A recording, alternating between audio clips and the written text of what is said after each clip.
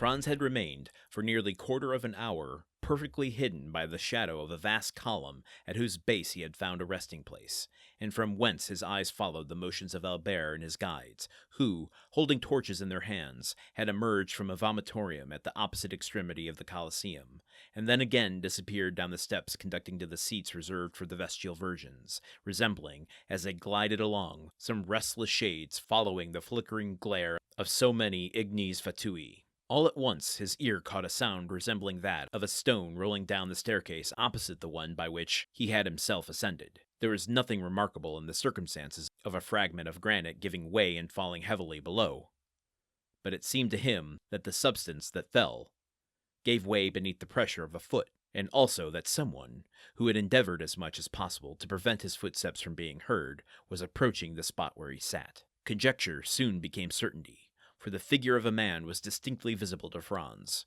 gradually emerging from the staircase opposite, upon which the moon was at that moment pouring a full tide of silvery brightness. The stranger thus presenting himself was probably a person who, like Franz, preferred the enjoyment of solitude and his own thoughts to the frivolous gabble of the guides, and his appearance had nothing extraordinary in it. But the hesitation with which he proceeded, stopping and listening with anxious attention at every step he took, convinced Franz that he expected the arrival of some person.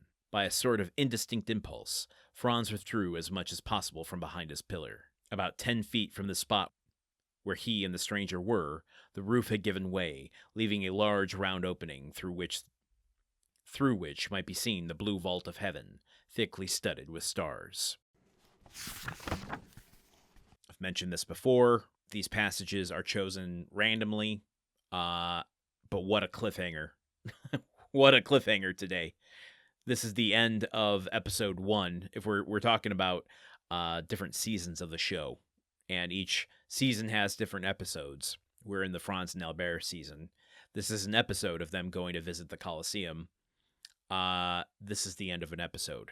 A little mini cliffhanger of who can be approaching Franz at this moment. Is it Vampa?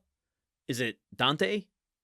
Is it a guide? Is it a ghost? Who knows? Who knows?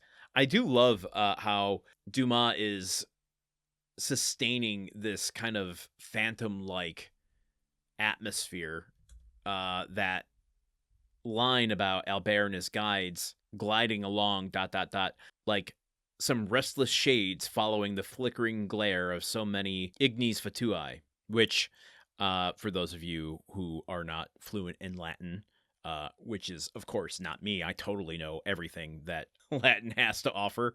The ignes fatui is Latin for foolish fires, and refers to that natural phenomenon of, floating fire, will-o'-the-wisps sort of thing. You hear, at least here in America, there's a lot of tales of that happening down in the South in the swamps and stuff. Because of the combustion or oxidation of gases. So there's a lot of folklore around that, especially because this gas is coming often from decaying matter, whether or not those are quote unquote souls, leaving ghosts that are guiding through the marshes. Whatever the case, it is tapping into a kind of superstitious or folkloric thing there, but also calling them shades. And another thing that I, again, totally knew, I absolutely knew this, and I'm just going to say this in case any of you did not know what maybe this was, that Albert and his guides are moving about to and from a vomitorium, not what your brain immediately jumps to if you are unfamiliar, especially with Roman architecture, but it's essentially a passageway, a hallway, a corridor. Maybe not those, maybe those are erroneous to say, but a passageway, a large one that allowed audiences, crowds to enter and exit rapidly. Hence it deriving from the Latin word, again, Latin, using all my Latin knowledge today that I've studied my whole life, that I know so much about Latin.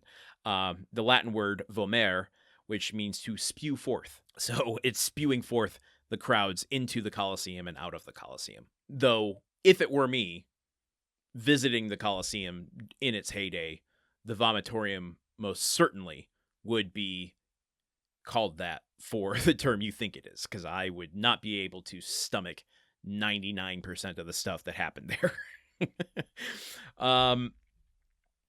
Okay, oh my goodness. Who is this that's approaching Franz? I don't want to wait to find out, so just join me here tomorrow when maybe we'll learn. Until then, okay, goodbye.